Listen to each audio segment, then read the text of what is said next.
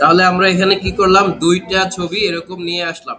ঠিক আছে, আমরা যদি শিফট ধরে যদি দুইটা ছবিকে, প্রথমে একটা ছবিকে ক্লিক করলেন, একটা যে কোনো ছবি না, শুধু যে কোনো শেপ হতে পারে, যে কোনো কিছু একটা শিফট একটা ক্লিক করে তারপর যদি শিফট ধরে পরেরটাতে ক্লিক করেন তাহলে দুইটা একসাথে সিলেক্ট হবে। এরপরে সাপোজ আমরা চলে গেলাম এই যে পিকচার ফরম্যাট থেকে অ্যালাইনমেন্ট, এই অ্যালাইনমেন্ট খেয়াল করেন, হ্যাঁ, এই অ্যালাইনমেন্ট থেকে এবার যদি আমরা এখানে অ্যালাইন মিডলে ক্লিক করি তাহলে দেখেন সবগুলো মিডলে চলে এসেছে। এখন সাপোজ আমাদের এখানে যদি আরো একটা থাকে, এটা কন্ট্রোল ধরে ধরেন আরো একটা এই পাশে ছোট, এই পাশে একটা নিয়ে নিলাম। এবার আমরা শিফট ধরে ধরেন তিনটাই সিলেক্ট করলাম। ঠিক আছে, এই যে তিনটাকে মাঝখানে নিয়ে এসেছি। এখন এখান থেকে যদি এবার অ্যালাইনে যাই, অ্যালাইন থেকে এটাকে প্রথমে কি করব, মিডল করলে সবগুলো আবার সমান হয়ে গেল। কিন্তু দেখেন এই তিনটা যখন দিলাম তখন দুইটা অপশন এক্সট্রা আসছে। এই দুইটা অপশনের কাজ এখন আমরা করতে পারবো। এটা হলো ডিস্ট্রিবিউট হরিজন্টালি, ডিস্ট্রিবিউট ভার্টিক্যালি। মানে হলো আমাদের তিনটা যে ইমেজ আছে তিনটার মধ্যে আমরা ধরেন এই এলোমেলো করে রাখলাম, এই পাশে একটা রাখলাম, এইখানে একটা রাখলাম, আর এইখানে এই দূরে একটা রাখলাম। এখন এই একটা মিনিট, হ্যাঁ, এখন এইটার যদি দূরত্ব ঠিক রাখতে, সমান সমান রাখতে চাই তাহলে শিফট ধরে সবগুলো ধরেন সিলেক্ট করলাম। করার পরে আবার আমরা এই অ্যালাইনমেন্টে গিয়ে প্রথমে এটা থেকে একটু মিডল অ্যালাইন করে দেবো, হ্যাঁ। তারপরে আবার অ্যালাইনমেন্টে গেলে দেখেন এখানে দেখা যাবে যে ডিস্ট্রিবিউট হরিজন্টালি, এইটাতে যদি ক্লিক করে দেন তাহলে দেখেন কি হলো, তিনটার মধ্যে একদম পাশাপাশি সবগুলো কি হয়ে গেল, মিলে গেল। এটার আরো সুন্দর কাজ আছে আমাদের এখানে। এখন আমরা যখন শেপ নিয়ে কাজ করব তখন এই ডিস্ট্রিবিউট হরিজন্টালি ভার্টিক্যালির আরো অনেক কাজ দেখব। ধরেন আমরা এখন এই ছোটটা, এই একটাকে একটু ছোট করে দিতে চাই, এই যে শিফট ধরে যদি ছোট করি তাহলে চারদিক থেকে, অথবা এই কর্নার থেকে যদি ছোট করি তাহলে চারদিক থেকে ছোট হলো। এখন এটাকে ধরেন করলাম আর একটু ছোট, এটার চেয়ে একটু বড়, এটার ঘাড় পর্যন্ত। ঠিক আছে, এটার ঘাড় পর্যন্ত এটা, আর এটার ঘাড় পর্যন্ত এটা। এখন আমরা সবগুলো একসাথে ধরবো কিভাবে, শিফট ধরে ঠিকভাবে কিভাবে,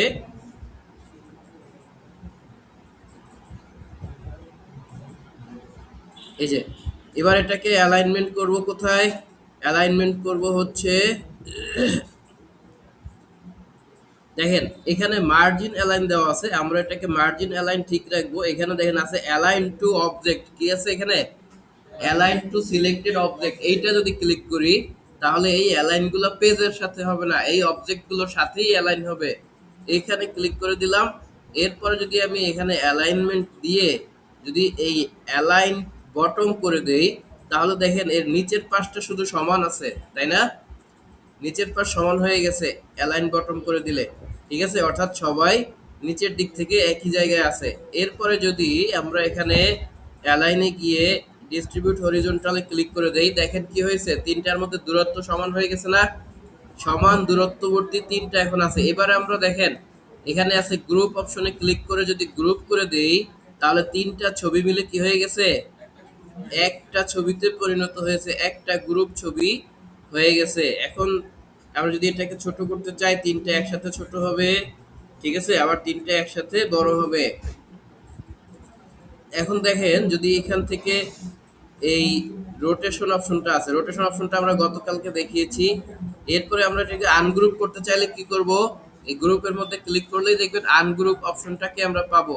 এরপরে বাইরে একটা ক্লিক করে নিব, তারপরে দেখেন এটাকে আমরা একটা একটা করে এখন সিলেক্ট করা যাচ্ছে। এর একটু ডান পাশেই দেখেন ক্রপ নামে একটা অপশন আছে, কি আছে এখানে, ক্রপ। এই ক্রপে যদি ক্লিক করি তাহলে এখানে এই যে ক্রপ অপশনটা পাবো, এই একটা ক্লিক করে দিলে ক্রপ চারপাশ থেকে অনেকগুলো অপশন চলে এসছে। যে কোনো এখানে দেখেন কিছু কালো দাগ এসেছে না এক্সট্রা, এই এক্সট্রা কালো দাগগুলোর কাছেই আপনি যখন মাউসের কার্সরটা নিয়ে যাবেন তখন দেখেন একটা অন্যরকম চেঞ্জ হয়েছে। আমি যদি উপর দিক থেকে একটু কমাইতে চাই, এটা এই যে এখান থেকে কমাই দিলে একটু জায়গা মুছে যাবে। ক্রপের মানে কি, আমার অবাঞ্ছিত যে অংশটুকু আমার দরকার নাই সেই অংশটুকুকে মুছে ফেলা। ঠিক আছে, ধরেন এটা আমি নিচ থেকে কেটে দিলাম, এটার হাফ ছবি রাখবো, বুঝছেন। তাহলে এভাবে আমরা ক্রপ করে দিলে যতটুকু অংশ বাইরে ফেলবো ওইটুকু কেটে যাবে। আবার যদি আমরা ক্রপে ক্লিক করি, এই যে এটা চলে গেছে, ঠিক আছে, ওই অংশটুকু চলে গেছে। এরপরে দেখেন আমরা এটাকে সাপোজ একটা পাসপোর্ট সাইজই বানাতে চাই, আমরা এই কার্টুনের একটা পাসপোর্ট সাইজের ছবি তৈরি করব। এটা কিভাবে করব? পাসপোর্ট সাইজের ছবির পরিমাপ কত, আমাদের রেশিও কত মনে আছে? তা আমরা ধরেন একটু সার্চ করে বার করি যে Bangladeshi passport size photo ratio নাকি। ওকে, এটা সার্চ করলে দেখেন এখানে রেশিওটা চলে এসেছে। কি বলছে? এটা আমাদের ইঞ্চিতে লাগবে। কিসে লাগবে? ধরেন আমরা এখানে এইটা কি ইঞ্চিতে আছে না, আমরা এটাকে ধরেন ইঞ্চিতে নিয়ে আসবো। রেশিও ইন ইঞ্চি। ওকে, এটাতে ক্লিক করলে 0.79 বাই 0.98, তাই তো? তাহলে আমরা ঠিক আছে 0.79 বাই 0.98 দিয়ে দিই। মাত্র এইটুকু ছবি, বেশি ছোট হয়ে গেল না?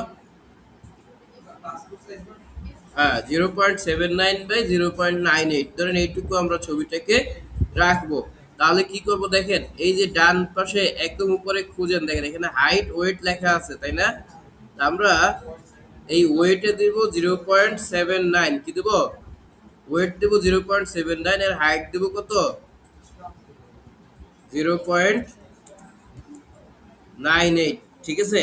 দেখেন এখন যখন আমরা ক্লিক করব তখন দেখেন এটা চেঞ্জ হয়ে গেছে অটো। 0.79 দিছিলাম, ওটা চেঞ্জ হয়ে কিন্তু 1.06 হয়ে গেছে, অটোমেটিক নিয়ে নিয়েছে। এটাকে আমরা কোনোভাবেই চেঞ্জ করতে পারছি না। এটার একটা সহজ উপায় হলো, এটাকে এইরকম হবেই। এটা যদি চেঞ্জ করতে যান তাহলে আমাদের এখানে দেখেন একটা এই যে ছোট বাটনটা আছে layout option, advance layout size, এইটাতে ক্লিক করে দিবেন। এটাতে ক্লিক করলে এরকম একটা ডায়লগ বক্স আমাদের সামনে আসবে। দেখেন নিচের দিকে হাইট ওয়েটে দুইটা ইয়া করা আছে, লক লক অ্যাসপেক্ট রেশিওর জায়গাতে একটা টিক চিহ্ন দেওয়া আছে। এই লক অ্যাসপেক্ট রেশিওর টিক চিহ্নটাকে উঠিয়ে দিবেন, উঠিয়ে দিয়ে এখান থেকে ওকে করে দিবেন। এরপরে যদি আপনি এখান থেকে চেঞ্জ করেন, কত দিয়েছিলাম? 0.79। এই যে দেখেন এবার এটা নিয়েছে, এবার কিন্তু আমার এটা পরিবর্তন হয়েছে। তো যদি আমরা এটাকে এখন যদি 300 বাই 300 সাইজ করতে চাই পিক্সেল, দেখেন 300 বাই 300 পিক্সেলে কত ইঞ্চি হয়? সাপোজ আমরা একটু কনভার্ট করে নেই, হ্যাঁ, পিক্সেল ইনটু ইঞ্চি। ধরেন এই যে পিক্সেল ইনটু ইঞ্চি কনভার্টার একটা ওয়েবসাইট আসছে, এটা থেকে আমরা ধরেন যে এই পিক্সেলকে ধরেন সেখানে 300 করে দিলাম, এটা 3.25, তাই না? 3.25 ইঞ্চি। আমরা এই ছবিটাকে 3.25 ইঞ্চি বাই 3.25 ইঞ্চি করব। এটা করার জন্য কি করব, এখন যদি আমরা এখানে 3.25 লিখে দেই, অটোমেটিক এটা কিন্তু নিয়ে নেবে। কারণ কি, আমরা অ্যাসপেক্ট রেশিওকে অফ করে নিয়েছি, ঠিক আছে। যদিও অ্যাসপেক্ট রেশিও যদি অন থাকতো তাহলে অটোমেটিক একটা হয়ে যেত, বাই ডিফল্ট যেগুলো আছে এইগুলোই। তাহলে আমরা আজকের ক্লাসটুকুতে কি কি জানলাম? পিকচার ফরম্যাটিং এর ব্যাপারগুলো আমাদের এখানে ক্লিয়ার নাকি? ওকে, এইটা নিয়ে আর কোনো প্রশ্ন আছে?